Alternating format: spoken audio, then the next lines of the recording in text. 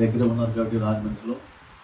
అదే ఎస్రా గారు కూడా మరి చక్కగా తమ్ముడు ఎస్రా గారు, బాలరాజు గారు, సాగర్ గారు, అన్నిటికంటే ముఖ్యంగా మరి సువార్తరాజు గారు. మరి మీ ఇద్దరం క్లాస్మేట్స్, ఇద్దరం కలిసి చదువుకున్నాం. మీ పాస్టర్ గారు సువార్తరాజు గారు, మేము క్లాస్మేట్స్ చదువుకున్నాం. ఈరోజు మరి రాజమండ్రిలో సేవ చేస్తున్నాను అని చెప్తుండేవారు. మరి ఈరోజు ఆయన పరిచయం చూడడానికి దేవుడు నాకు ఒప్పించాడు. మరి మేమందరం మరి ఇలాంటి గోడుగోడలో ఉన్నామని అయ్యగారు ఆల్రెడీ చెప్పారు. ఈరోజు మా మందిరాలన్నీ ఆల్ట్రాక్లో తర్వాత చాలా గొప్పగా మేము అయ్యేది. అది కేవలం దేవుడే చేశాడు. దేవుడు ఖచ్చితంగా తన సేవకుని సిగ్గుపరచడు, తన సేవకుని హెచ్చిస్తాడు. ఆయన నమ్ముకున్నవని అన్నోడు కూడా ఆయన విడిచిపెట్టడం, అది మాత్రం మర్చిపోకండి.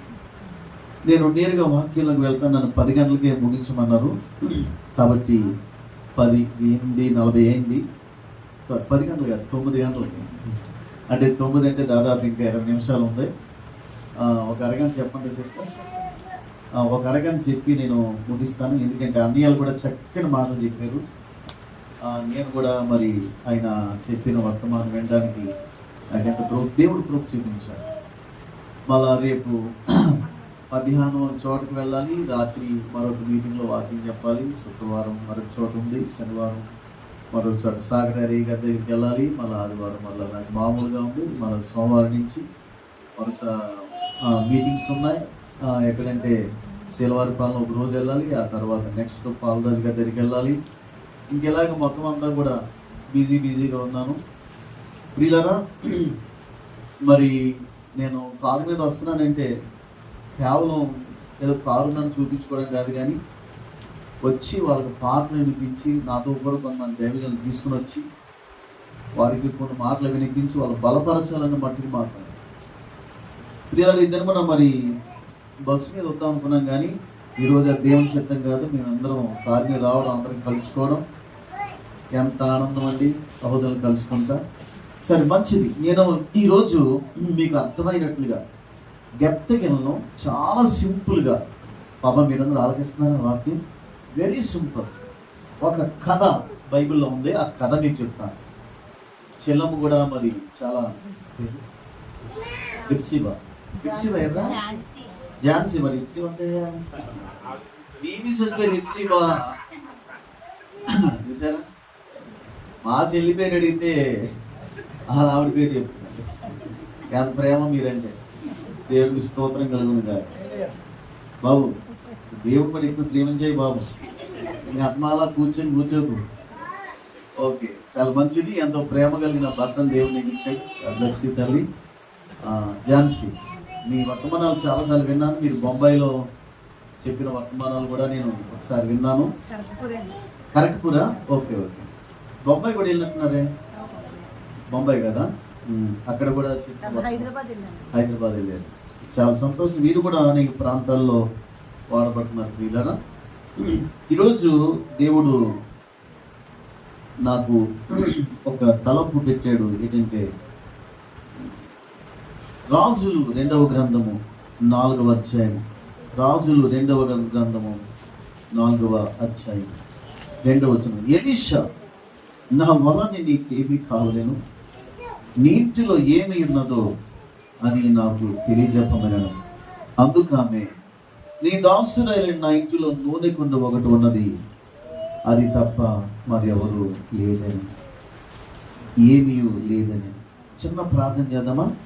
ప్రేమ గల పరలోకపు తండ్రి, పరిశుద్ధుడు అయిన దేవా, ఈ రాత్రికాల సమయంలో కొద్ది నిమిషాలు, అర్ధగంట నీ మాటలు వినడానికి సహాయం చేయండి.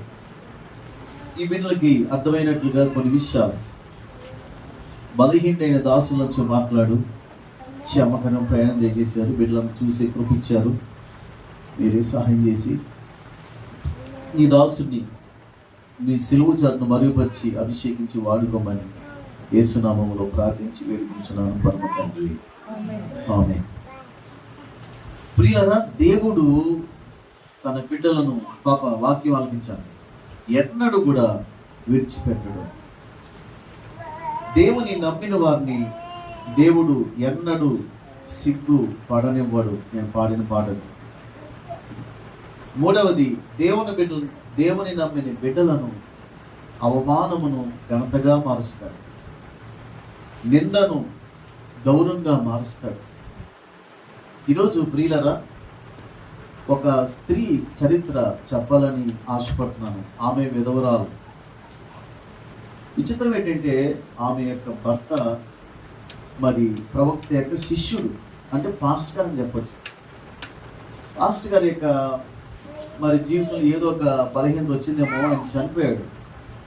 చనిపోయిన తర్వాత ఒకరోజు ఆ పాస్టర్ గారి చనిపోయిన భార్య దగ్గరికి కొంతమంది అప్పులోళ్ళు వచ్చారు. వచ్చిందిగో, నీ భర్త మాకు ఎంత చెల్లించాలి, ఎంత డబ్బులు ఇవ్వాలి, కాబట్టి మీరు ఖచ్చితంగా డబ్బులు చెల్లిస్తారా, లేకపోతే నీకున్న ఇద్దరు బిడ్డల్ని మేము దాసులుగా తీసుకుపోమంటారా అని చెప్పి అడిగి భయపెట్టారు. నేను అనుకుంటాను, అయ్యా మరొకసారి రండి, మీ డబ్బులు నేను సమకూరుస్తాను అని చెప్పి ఆమె మొట్టమొదట బతిమలాడుకుని ఉండొచ్చు. అయితే ఆయన వెళ్ళిపోయాడు. వెళ్ళిపోయిన తర్వాత ఇవిడేం చేసిందంటే, ఆవిడికి నాన్నవారు ఎవరైనా ఉన్నారో లేదో బైబిల్లో లేదు, కానీ ఆవిడికి నాన్నవారు లేరు, ఆవిడికి బంధువులు లేరు, ఆవిడికి స్నేహితులు లేరు, ఆవిడికి సహాయం చేసేవారు లేరు, ఆవిడని ఆదుకునే వారు ఎవరు లేరు. శ్రమ వచ్చినప్పుడు ఆవిడని కనీసం పలకరించేవారు కూడా లేరు. అలాంటి పరిస్థితిలో ఆమె ఒక మంచి పని చేసింది. దానికి నేనేం పేరు పెడతానంటే, మరియా ఉత్తమమైన దాన్ని ఎంచుకునేను, ఏర్పరచుకునేను, అది ఆమె యొద్ద నుండి తీసివేయబడదు అన్నట్లుగా ఆమె ఒక ఉత్తమైన పని చేసింది, ఒక ఉత్తమమైన కార్యం చేసింది. ఇదిగో, నా జీవితంలో నాకు బంధువులు సహాయం లేదు, నాకు స్నేహితులు లేరు, నాకు ఎవరు కూడా సహాయం చేసేవాళ్ళు లేరు, కానీ నా ప్రభువు ఉన్నాడు కదా, నా దేవుడు ఉన్నాడు కదా, నా దేవుడిని నేను ఆశ్రయిస్తాను, నా ప్రభువుని నేను ఆశ్రయిస్తాను, ఆయన్ని నమ్ముకున్నాను, నన్ను సిగ్గుపడనివ్వడు, ఏ విధం చేతనైనా సరే నా జీవితంలో ఆయన ఒక అద్భుతం చేస్తాడు, ఏ విధం చేతనైనా సరే నా జీవితంలో ఒక మేలు చేస్తాడు ఆయన, నన్ను అవమానపరచాడు ఆయన, నా బిడ్డలను అప్పుల వారు తీసుకుని పోయినట్లుగా నా బిడ్డలను మరి నాకు లేకుండా చేయడైనా, నా దేవుడు నమ్ముకున్న దేవుడు, నా దేవుడు మాట్లాడే దేవుడు, నా దేవుడు శ్రమలోంచి విడిపించే దేవుడు, నా దేవుడు కనికరమ గలవాడు, నా దేవుడు జాలి కలిగిన వాడు, నా దేవుడు ప్రేమ కలిగిన వాడు, నా దేవుడు నన్ను ప్రేమిస్తున్నాడు అని చెప్పి ఎంతో గొప్ప విశ్వాసముతో, దేవుని మీద నమ్మకముతో, దేవుని మీద అచంచలమైన ఏ మాత్రము కదలని విశ్వాసముతో ఆవిడ ఏం చేసిందంటే ఇద్దరు బిడ్డలకు చెప్పింది. ఏమని చెప్పింది చెప్పమంటారా? పాప వార్తలు ఆలోచించాలి. మరి నాన్న, ఈరోజు మీరు త్వరగా లేవండి నాన్న, డ్రెస్ చేసుకోండి, త్వరగా స్నానం చేసుకోండి, ఈరోజు మనం పని చేయాలా. ఇదిగో చూసారు, అప్పులు వాడు వచ్చాడు కదా తీసుకుని వెళ్ళిపోవాలని, వాడికి మీరు అమ్మబడకుండా ఉండాలంటే నేను ఒక శ్రేష్టమైన మార్గం చూపెడుతున్నాను రా, మీరు భయపడకండి, నాన్న లేడు, అమ్మ కూడా మాకు లేకుండా పోతారా, మమ్మల్ని అప్పులో తీసుకుపోతారా అని చెప్పి మీరు ఏడుస్తున్నారు కదరా, దేవుడు ఉన్నాడు రా, మీరు ధైర్యంగా ఉండండి, చూడు మన సమస్యలు పరిష్కరించే దేవుడు, మన కష్టములు పోగొట్టే దేవుడు ఉన్నాడు అని చెప్పి త్వరగా లేవండి అని చెప్పి వారిని ఏం చేసింది చెప్పమంటారా, త్వరగా సిద్ధం చేసి ఒక కొండ దగ్గర తీసుకుని వెళ్ళింది. ఆ కొండ మీద ఒక దేవుని మందిరం ఉంది. ఆ కొండ మీద ఉన్న దేవుని మందిరం దగ్గర ఎలీషా అనేటువంటి ఒక దైవజనుడు ఉన్నాడు. ఎలీషా అనే దైవజనుడి దగ్గరికి వెళ్ళి, అయ్యా అయ్యా అంది అని, ఇదిగో నీ దాసుడైన పెనిమిటి చనిపోయాను, యెహోవా యందు భక్తి గలవాడు ఆయన, నీకు తెలుసు దేవుని యందు ఎంతో భక్తి కలిగిన వాడు నా భర్త. వీళ్ళను మాట చెప్పమంటారా, దేవుని యందు భక్తి కలిగి వారి లోకాన్ని విడిచిపెట్టినా ఆ భక్తి గల భార్యని కానీ బిడ్డలు కానీ దేవుడు ఎన్నడో విడిచిపెట్టడు. మర్చిపోకండి ప్రియులారా. అయితే అప్పుడు వాడు నా ఇద్దరు కుమారులను తన దాసులుగా ఉండుటకై వారిని పట్టుకుని పోవటకు వచ్చి ఉన్నాడని ఎలీషాకు మొరపెట్టగా, ఎలీషా అనగా యెహోవాయే రక్షణ, యెహోవాయే విడిపించువాడు, యెహోవాయే సహాయము చేయవాడు, యెహోవాయే మనలను ఆదరించువాడు, యెహోవాయే మనల్ని నడిపించువాడు. సో ప్రియులరా, ఎలీషా దగ్గరికి వెళ్ళింది అంటే దీనికి ఏమని చెప్తానంటే, యెహోవా రక్షించేవాడు, యెహోవా సహాయం చేసేవాడు, శ్రమలో నుంచి విడిపించేటువంటి ఆ దేవుని దగ్గరికి వెళ్ళింది ప్రియులరా. ఈరోజు కర్మేల పర్వతం మీద దైవజనుడు ఎలీషా ప్రార్థనలో ఉన్నాడు ప్రియులరా. ప్రార్థనాపరుడైన దైవజనుడు అద్భుతాలు చేస్తాడు. ఈరోజు దైవజనులకు చెప్తా ఉన్నాను, దైవజనులు కర్మేలు పర్వతం మీద ఉండాలి, దేవునితో ఏకాంతంగా మాట్లాడాలి, దేవునితో సహవాసము చేయాలి, దేవుని సన్నిధిలో దేవుని బిడ్డల కొరకు కన్నీరు గార్చి విలపించాలి దైవజనులు. అప్పుడు వారిని దేవుడు ఏం చేస్తాడు చెప్పంటారా? అనేక మందిని ఆదరించడానికి, అనేక మందిని ఆశీర్వదించడానికి, అనేక మందికి దీవెనకరముగా, రక్షణార్థంగా, ఉప్పుగా, వెలుగుగా ఉండడానికి వారు దేవుడు వాడుకుంటాడు. దేవునికి గట్టిగా స్తోత్రం చెప్పండి. ఈరోజు ప్రియులరా, ఎలీషా లాంటి గొప్ప దైవజనుడు ప్రియులరా, ఒక మాట చెప్తాను వినండి. దైవజనుడు ప్రార్థిస్తే సంఘము ప్రార్థిస్తాడు. దైవజనుడు ప్రార్థిస్తే దైవజనుడు కుటుంబం ప్రార్థిస్తుంది ప్రియులరా. దైవజనుడు ప్రార్థిస్తే ఆ ప్రార్థన ద్వారా సంఘములో అనేకమైన దైవజనులు లేపబడతారు. ఈ చిత్రం ఏంటి చెప్పమంటారా? ఎలీషా దగ్గర ఉన్న ఆయుధం ఏంటి చెప్పమంటారా? ప్రార్థన. అందుకేమీ లేదు. ఈ యొక్క విధవరా దగ్గర ఉన్న ఆయుధం ఏంటి చెప్పమంటారా? ప్రార్థన. అందుకేమీ లేదు. ఇంకా ఎలీషా దగ్గరికి వెళ్ళింది, నా భాషలో చెప్తున్నాను, ఎలీషా కాలమే పడదంతే, అంటే దేవుని పాదాలమే పడింది ప్రియులారా. ఎలీషాకు మొరపెడుతుంది. ఇంగ్లీష్లో ఏముంటదంటే క్రై అని ఉంటుంది, అంటే ఏడుస్తుంది అనమాట, కన్నీరు గారుస్తుంది. అయ్యా దేవా, నా భర్త చాలా భక్తి గలవాడు, ఏ తప్పు పాపము లేనివాడు, ఆయన చనిపోయాడు. మరి ఇప్పుడు నేను అప్పులోడు వచ్చి నా బిడ్డను కూడా తీసుకుపోవాలని చూస్తున్నాడు. అయ్యో నా భర్త పోయాడు, ఇద్దరు పిల్లలు కూడా పోతారా, నేను ఒంటరిదాన్ని అయిపోతానా? దేవా నీవు దేవా నన్ను కనికరించు అని చెప్పి ఏం చేసింది చెప్పమంటారు ఆవిడ?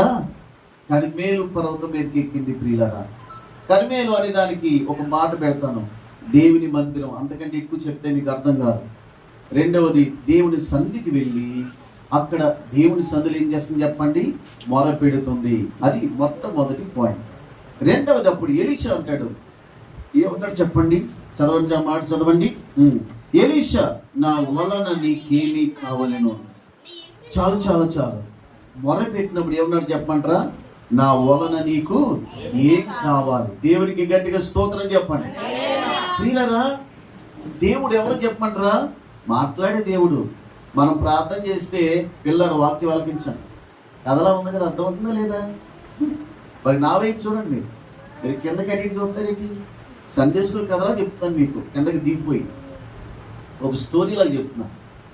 బాగా వినాలి, శ్రద్ధగా వినండి, జాగ్రత్తగా. మొరపెట్టింది అంటే ప్రార్థించింది. ఇప్పుడు ఎలీషా ఏమన్నాడు? నా వలన నీకు ఏమి కావాలను. మీరు ఎప్పుడైనా బస్ స్టాండ్ దగ్గరికి వెళ్ళారనుకోండి, అక్కడ ఒక బోర్డు ఉంటుంది. ఏంటి చెప్పమంటారా? మే ఐ హెల్ప్ యూ, నేను నీకు ఏమైనా సహాయము చేయవచ్చా? చాలా చోట్ల ఉంటుంది ఈ బోర్డు. దేవుని బిడ్డలారా, ప్రార్థన చేస్తే దేవుడు అంటాడు, what can I do for you? నేను నీ కొరకు ఏం చేయాలి?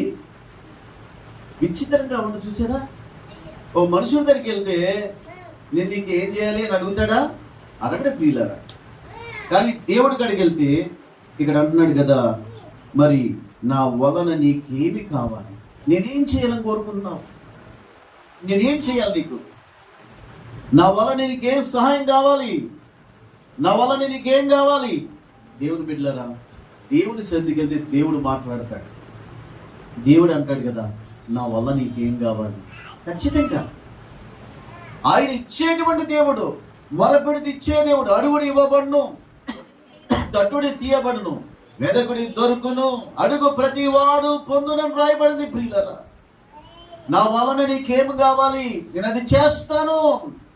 దేవుని బిడ్డలారా, దేవునికి అసాధ్యమైన దేవి లేదు. ప్రియులరా, ఆయన ఏమైనా చేయగలడు. దేవునికి స్తోత్రం కలుగును గాక.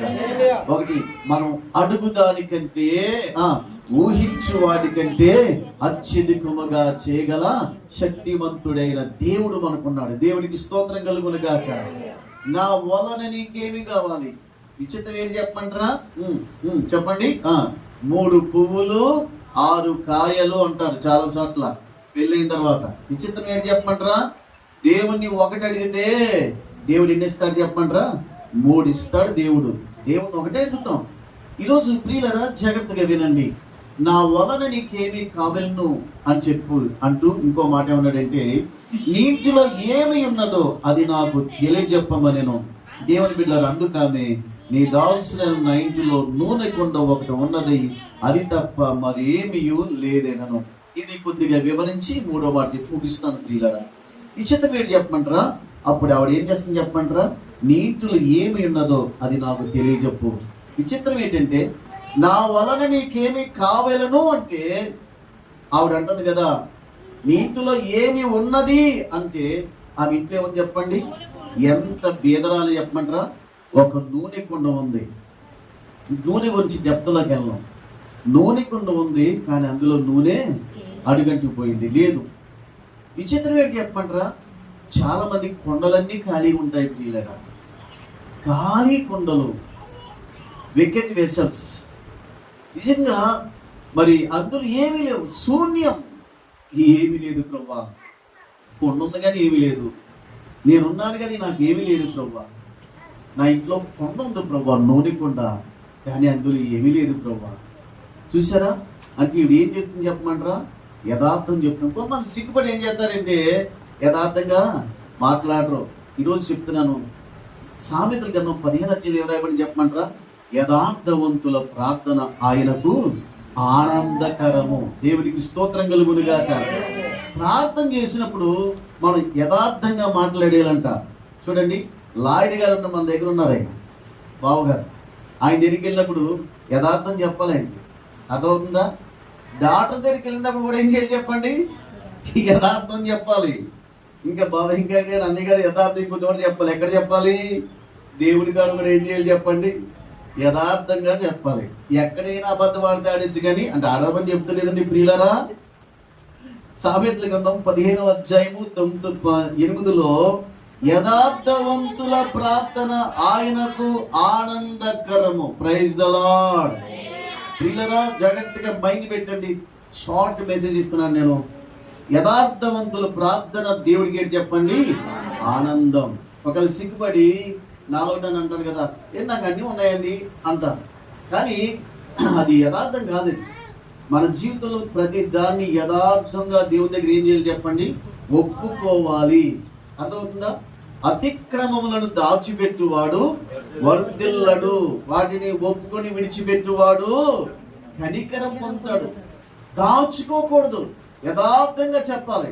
నీ కష్టాన్ని ఉన్నదన్నట్టు చెప్పాలి. మనలో ఉన్నటువంటి పాపాన్ని ఉన్నదన్నట్టు దేవుని దగ్గర చెప్పి ఒప్పుని ఏం చేయాలి చెప్పండి? విడిచిపెట్టాలి. ప్రియులరా, పైకి ఒకలాగా లోపల ఒకలాగా మనం ఏం చేయకూడదు చెప్పండి? నటించే వేషధారులుగా ఉండకూడదు. ఈమె వేషధారణ అసలు ఏమాత్రం లేదు ప్రియులరా.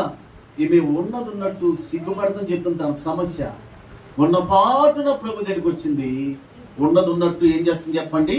ప్రభువుకి చెప్తుంది. ప్రియులరా, అయ్యా నూనె కుండ ఉంది, నూనె కుండలో ఏమీ లేదయ్యా అన్నది. అప్పుడు అంటుంది కదా, ఇంకొక మాట కింద చదవండి. నూనె కుండ ఒకటి ఉన్నది, తర్వాత ఏం రాయబడింది? అది తప్ప మరేమీ నాకు లేదు. చాలండి, అది తప్ప ఏమీ లేదు, నూనె కుండ తప్ప ఏమీ లేదు. ఈరోజు ప్రియులు ఒక మాట చెప్పమంటారా? అయ్యా నూనె కుండ దేనితో పోలుస్తానంటే, ఆత్మ. నూనె అంటే కొండ, అంటే ఆత్మ ఏంటి చెప్పమంటారా? హృదయం. ప్రభా, విచిత్రం ఏంటంటే, దేవా నాకు మరి నూనె అంటే ఆత్మ నివసించే నా హృదయం ఒకటి ఉంది, ఆ హృదయం ఒకటి నీకు ఏం చేస్తున్నాను, నేను ఇచ్చేస్తున్నానయ్యా. నేను తప్ప నాకు ఇంకే ఏమీ కూడా లేదయ్యా. నాకు కలిగిన హృదయం అది నీకేం చేస్తాను, నేను ఇచ్చేస్తానయ్యా అని చెప్పి, అది తప్ప ఇంకేమీ లేదయ్యా, నేను ఇవ్వడానికి నీకేముందయ్యా, ఏమీ లేదయ్యా. ఇప్పుడు నీకు వెండి ఇవ్వగలనా, ఇవ్వలేని నా దగ్గర లేదు. ఇప్పుడు నేనేమైనా బంగారం ఇవ్వగలనా, ఇవ్వలేని నా దగ్గర లేదు. ఇప్పుడు ఏమైనా ఇవ్వగలను, ఇవ్వలేను. నా దగ్గర ఏమని చెప్పమంటారా, నా హృదయం ఉంది. ఆత్మ నివసించి కొండానే హృదయం ఉంది, అది నీకు నేను ఏం చేస్తున్నాను, నేను ఇచ్చేస్తున్నాను అని చెప్పి అంది.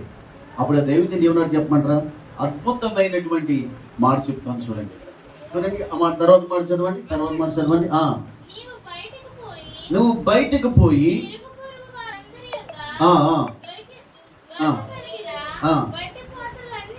ఓకే ఓకే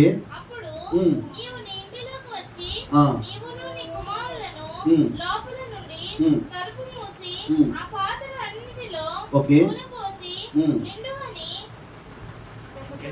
నిండినవి ఉంచమని నేను చెప్తాను చూడండి. ఇలా నేను చూడండి. అప్పుడు ఆయన అన్నాడు కదా, ఏమీ లేదయ్యా, ఇవ్వడానికి నా దగ్గర నా హృదయం ఉందయ్యా, నీకు ఇచ్చేస్తున్నానయ్యా. నా జీవితం ఉందయ్యా, నీకు ఇచ్చేస్తున్నానయ్యా. ఏమీ లేదయ్యా, నూనెకుండా ఒకటి ఉంది అని చెప్పి అన్నప్పుడు ఆ దైవజనుడు ఏమైపోయి చెప్పమంటారా, అంత కటిక పేదరాలువా నీవు, నీకు అసలు ఏమీ లేదా అని చెప్పి ఏం చేశాడు చెప్పమంటారా, ఒక 10 నిమిషాలు ముగిస్తాను. ఆ దైవజనుడు ఏం చెప్పాడు చెప్పమంటారా, ఒకే ఒక మాట అన్నాడు, ఇదిగమ్మా సరే యథార్థంగా మాట్లాడు, నీ హృదయం కూడా ఏం చేసావు, నువ్వు నాకు ఇచ్చేసావు. నూనె కొండ ఒకటి ఉంది ఏమైనా ఎవరికైనా ఇవ్వడానికి, అది నా ప్రభువుకి తప్ప నేను ఎవరికి కూడా నేను ఇవ్వలేదు. ఈరోజు పిల్లలారా, మీరు దేవునికి ఇవ్వాలి చెప్పమంటారా, మీ హృదయాలు ఇవ్వాలి. ఇవ్వాలి చెప్పండి, మీ హృదయాలు ఇస్తే దేవుడు ఏం చేస్తాడు చెప్పమంటారా, మిరాకిల్స్ చేస్తాడు, అద్భుతాలు చేస్తాడు. దేవునికి హృదయం ఇవ్వకుండా, జీవితం ఇవ్వకుండా ఎంత ప్రార్థన చేసినా దేవుడు ఏమీ కూడా చేయడు. ఈమె ప్రార్థన చేసింది, నీ దగ్గర మరి ఏముందని అడిగితే, నా దగ్గర నూనె కుండ తప్ప ఏమీ లేదు అని చెప్పి అన్నది. ఆ తర్వాత ఏమన్నాడు చెప్పండి దైవజనుడు. ఇప్పుడు దైవజనుడికి ఏమొచ్చిందంటే, ఆ యొక్క స్త్రీ మీద కనికరం వచ్చింది, ఆ స్త్రీ మీద జాలి వచ్చింది, ఆ స్త్రీ మీద దయ వచ్చింది, ఆ స్త్రీ మీద ఆ ప్రేమ పొంగి వచ్చింది. ఏడు చెప్పమంటారా, అమ్మా నువ్వేం చేయక, ఇంకా నువ్వు ఏడొద్దు, దుఃఖపడొద్దు, ఏమీ చేయొద్దు.